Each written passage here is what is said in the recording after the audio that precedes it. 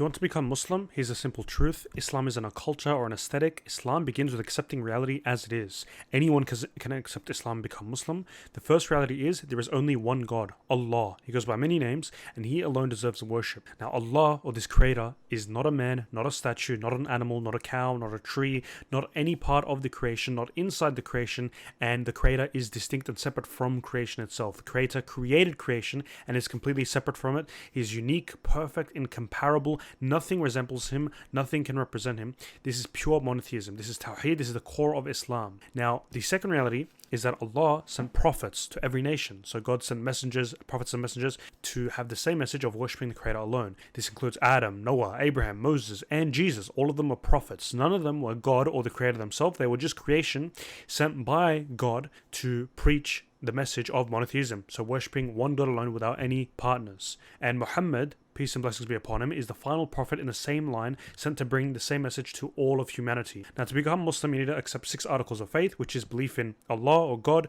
belief in His angels, His revealed books, belief in His prophets, including Moses, Jesus, and Muhammad, belief in the day of judgment, heaven and hell, belief in divine destiny, Allah's or God's knowledge and decree encompass everything.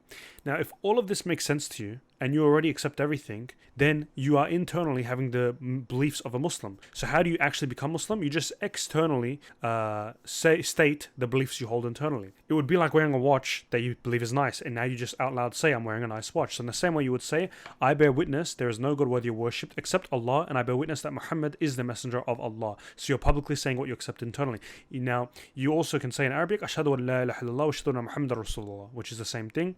Now, you don't need to go to a mosque, you don't need a ceremony, you also don't need to know any Arabic at all to accept this. It's a statement of belief, nothing more, nothing less. And you don't need to be perfect to become Muslim. You become Muslim to better yourself, and even if you don't, you become Muslim to accept reality, and through Islam you'll become better.